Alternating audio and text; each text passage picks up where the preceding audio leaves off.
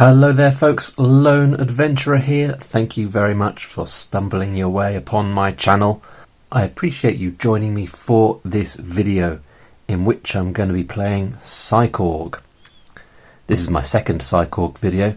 There will be a link to part 1 up in the corner of the screen right about now, and that's the part to watch if you want to have a little bit of an overview of the game and if you want to see someone really having some poor luck. That would be a good one. I'm hoping that today's playthrough will be one in which I experience a little bit more luck. We're going to get straight into it. But before we get started, if you do enjoy this video, consider liking it. That would be lovely. And subscribing to my channel, hitting the bell notification icon if you want to see more playthroughs of solo games like this one. So I'm using the same character sheet as I had in the last video. In fact, I've decided that the next individual has moved into the same apartment that has now been vacated since the previous resident died on their foray into the street market. So this apartment is a unit in a mega building. There's a mold problem, which means that the character will also start with 18 HP instead of 20. And our fixer has a corporate connection, which means we have a bonus where we get more credits after we finish a gig. So that sort of balances out that reduction in HP, just a little bit of starting variety there. And I've got 2 gig sheets here, so we can use those. Let's get straight into it and roll up a new gig. Here we go. So our fixer hires us to complete a 0 gig. So we have a greater threat that we must destroy. The greater threat is that symbol. We're going to roll on this greater threat table to see what we will be facing. 1. That gives us a mech. So we're going into this location because we have been asked to destroy a mech. Oh, that is brutal though, isn't it? Look, so we have to roll greater than 5 on D6 in order to defeat this enemy, which does feel quite tough. I'm just wondering if we can visit the shop and get something that would help us, like a grenade or something. You can get a detonator X, which automatically defeats a foe. I also take D6 damage. Just a question of whether a greater threat counts as a foe. I guess it does, doesn't it? Yeah, I mean, in the fighting section, it's referring to when you're fighting a foe, and we would be fighting the greater threat. So I think that's fine. So I might do that. I might be a bit cheeky and say I go to the shop, get a detonator EX. Now that's going to cost me... Nope, that's bad maths, isn't it? That's going to cost me 7 of my paltry 10 credits. And when I use it, I'm going to take some damage. But hopefully that'll be worth it in order to take out the mech. We need to find out where we're going. Oh, back to the street market. Do you know what? Just for the sake of having a bit of variety in the videos, let's go to the industrial factory instead. And that way we'll be facing different enemies and we can see something fresh. So there we are. We have everything we need to get started. Here's the industrial factory where we are heading. Straight into section A. Roll to see who we face or what we face. 1. Fire vents. Oh man, you take D6 damage and become burnt. 2. Okay, not too bad. Not too bad. So we're taking 2 damage and we're becoming burnt, which means that when we take damage, we take 1 additional damage. That sucks. It's not too far to get to the greater threat, whatever it was called. That's this symbol here. So we've got to get through B. Aha, this is a trap. So we could take the shortcut there. Oh. Or if we go around this way, we have to go through 3 additional rooms before we get to the room we're aiming for. I remember in the last video saying, why would anyone go through a trap room? I guess this is the sort of situation where you might go through a trap room. I think we're probably going to end up risking it. Right, but that's, let me just make a note of what we found in room 1. Room A, that is, rather. And then into room B. Let's see what we find in there. 5, a flame drone. Doesn't sound like fun, does it? Okay, if damaged, you are burnt, but we're already burnt, so that's all right. We got to roll higher than a 3 to defeat it. It can do 4 damage to me, and we get 5 credits for defeating it, which is pretty cool. So here we go. We want 4 or greater. 4, there we go. A little bit of luck, finally. Okay, so we didn't take the damage, but the room is clear. Just a little reminder, we tick each room as we are going so that we know it is clear, because we might have to come back this way, or we will have to come back this way. And we get that 5 credits, so I'll update my credits back up to 8. And we can carry on. We're going to risk the trap. So we're going to go into the trap room. For that, we turn to the general trap table. A 1, that's a mine. We've trodden on a mine and we take D6 damage. How much damage are we taking? Oh, really 6? But at least the room is clear. Oh, we should be taking additional damage because we're burnt, shouldn't we? So it's actually taking me down to 9. That's a disaster. Okay, now we're going to go into the room with the greater threat, with the mech, and we're not too worried about the damage that they do. Do they have a credit association? Yes, they do. So we do get some credits just for taking them out. That's good. So I'm just thinking that we get a bonus. We also get a bonus for completing the gig. So we get this amount here for destroying the greater threat, and then we also get a bonus for completing the gig. That's pretty cool. That's pretty cool, because I think there's no bonus for picking something. You don't get that bonus that you get for killing something. You don't get that for picking something up in the vault, and you don't get it, I don't think, for speaking to an NPC or interacting with an NPC. So at least that's one bonus of having to do the greater threat challenge. So I'm going to be using my detonator, and that automatically kills the mech, and I will take some damage. 1. That's more like it. So that takes me down to 8. I've completed the mission in the industrial factory, so I just need to make my way out.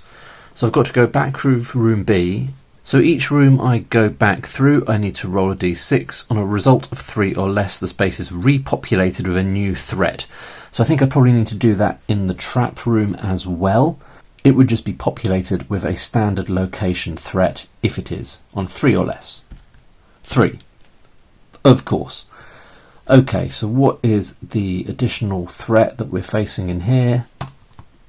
A labour servo, which I have to roll a 4 on the dice to defeat. It can do 2 damage. I get 4 credits for destroying it. Oh, I forgot my credits for my mech, didn't I? Let's just do that while I think of it. That's 13. That's pretty sweet. So that takes me up to 21, I think. And remember, if I am able to find 100 credits, I have essentially completed the game. So I'm well on my way there, although I suspect I'll spend some of those credits on goodies in the shop if we get out of here alive. But at the moment we are back in the trap room, and in the trap room we have encountered a labour servo. That can do 2 damage, gets us 4 credits. Previous room was cleared. Alright, so we've got to roll a 4 to defeat it. Oh, and it's got a special ability. If Labour Servo is defeated, -1 to D6 repopulate rolls for the rest of the gig. Ridiculous. Okay, so that is a success. We have defeated it. We get our 4 credits, taking me up to 25. And now we're going to go into room B. And now I've got to, on a roll of 1, 2, 3 or 4, the room is repopulated because of this steelworker special ability. Cool. That means room B is safe. Out into room A. And room A, we are encountering something. And it's going to be a work loader. Okay, so I've got to roll a 5 or a 6 to defeat the work loader. It does 2 damage and gives me 6 credits if I defeat it. Here we go then, on a 5 or a 6. 4, that is a fail. So we're going to take 2 damage, taking me down to 6 damage. No, wait a minute. Ooh, what have I been doing? Look at that. That's a disaster, isn't it? I've been adding my credits to my HP. How annoying is that? Right, I'm going to pause the video and see if I can work this out. Alright, I think I might have just got them the wrong way round, basically. At least that's the way it worked out. So there might be a bit of a mistake here, but I'm more or less right. I'm down to 6 HP and I'm on 25 credits. Back in the game. I'm fighting the workloader. I've got to roll a 5 or a 6 to defeat it. Ooh, a 1. Ah, is the workloader going to kill me? It's very possible. Okay, so the workloader is defeated and I'm getting 6 credits. Make sure I do that in the right column this time. Taking me up to 31. And that's it. I'm out of our first location. Superb. So once you complete a gig, you get a D6 credit bonus. Now I get a 2d6 credit bonus because of my fixer's corporate connection. So I'm going to roll this twice. Roll it twice over here. 4, 5, so that's 9. That's pretty good. Which takes me to 40 credits. I feel like I've had a moderately lucky game, even though I'm down to 4 HP. So resting restores 2 HP per 1 credit spent. So I'm going to want to go back up to maximum. So I want to increase my health by 14 HP. So I think that's going to cost me 7 credits. Fingers crossed, my maths is okay. So I'm going to go down to 33 credits. And you can also go to the shop. I don't think there's any limit to the number of items you can carry. So what have we got here? There's lots of useful things. I'm going to spend some money here. I'm going to get an ether shield. That allows me to avoid damage once. Oh, there's some useful stuff here. I'm going to get an EMP shot. That gives me +2 when fighting a mechanical threat once. And I want something to restore health. Here we go. Insta-dock.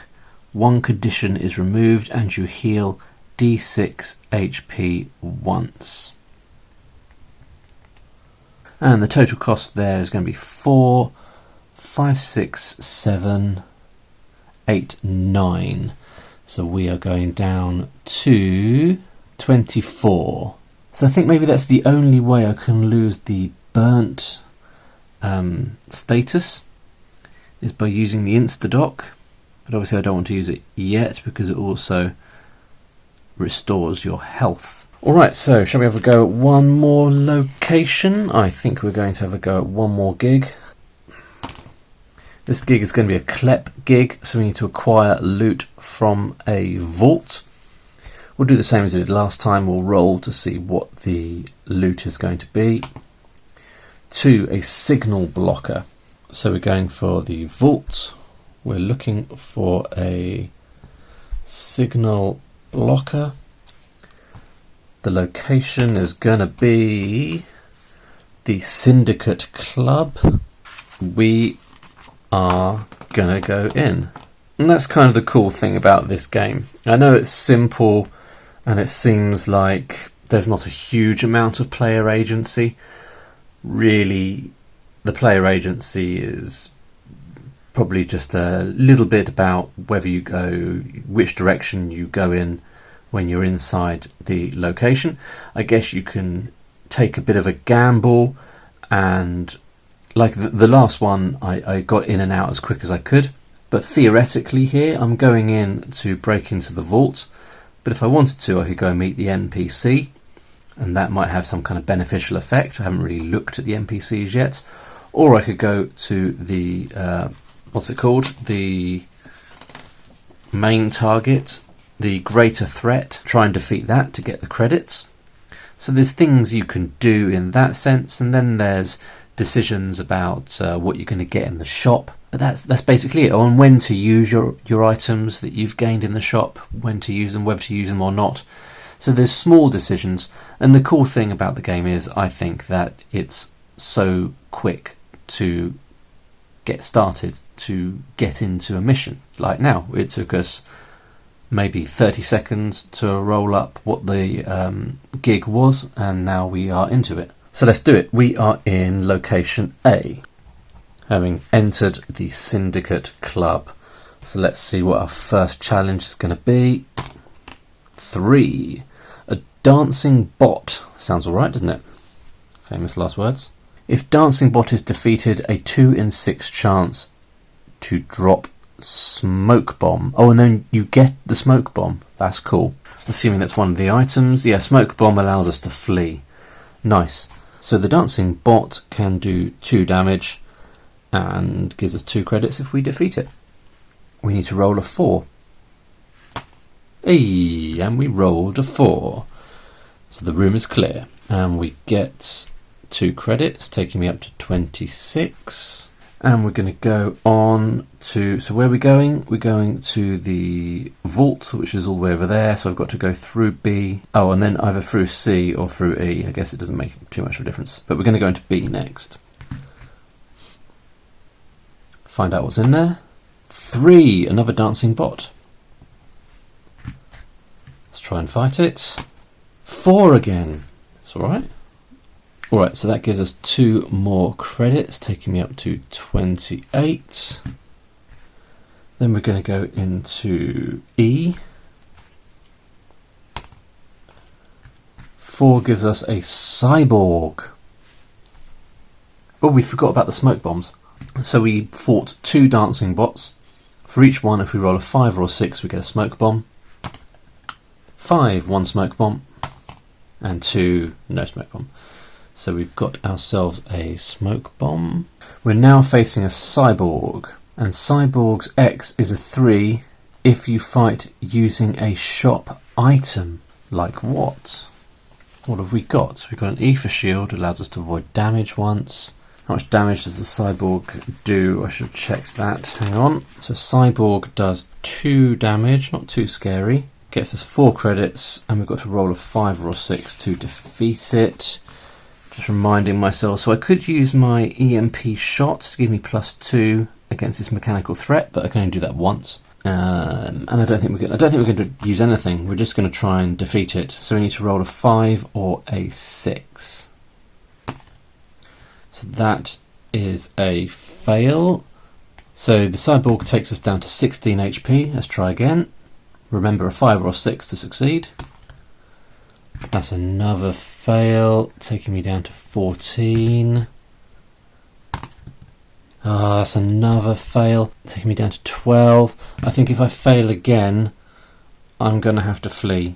I could flee using my smoke bomb. This is kind of irritating though. Ah, there we go. Brilliant. So the cyborg is defeated. That gets me 4 credits, taking me up to 32. And we're going to go into D. What have we got in D? Hopefully nothing too awful. 3, another dancing bot. Success on a 4. That was a 4. Did they go off camera? I'm not sure, but it was a 4. Which means that dancing bot is defeated. On a 5 or a 6 we get a smoke bomb. Nope. 2 credits for defeating that fella. And then we are into the vault. So I don't think I need to roll for anything in the vault. We just successfully collect our signal blocker, which allows us to have +1 to D6 repopulate rolls. That is handy as we make our way out. Oh, it's not a 3 or less on repopulate rolls, it's less than 3. So it's only if you roll a 1 or a 2. But we have a greater advantage now because we have our signal blocker as well. So we're going to leave the vault, back out into D. Is there anything in there? Nope. Back into E. Anything in there? Nope. Back into B. Anything in there? Nope. And back out into A. Anything in there? Yes. So the signal blocker allows us to add 1, but that still means we've only got 2. Which means we need to roll to see what is in location A. So we thought we got out of the club, but at the last second, what do we find? A siege bar. I'm not really too sure what a siege bar could be, but there's one here. It's a mechanical threat. It drops rum. Nice. If we are defeated, or if it is defeated, sorry. It does 3 damage. We get 8 credits for defeating it, and we're going to have to roll a 5 or a 6 to defeat it. Now at this point I could use a smoke bomb and just get out. I've just remembered that I have got burnt, which means that I get +1 damage. I've received damage 3 times, so actually I should be on 9, I'm pretty sure, which is awful news. So I could, at this point, I could use my Instadoc, which is quite expensive, but it does means I'll have to spend less on resting after this gig, and it also means I can remove that burnt condition. So let's have a go. How much health are we healing?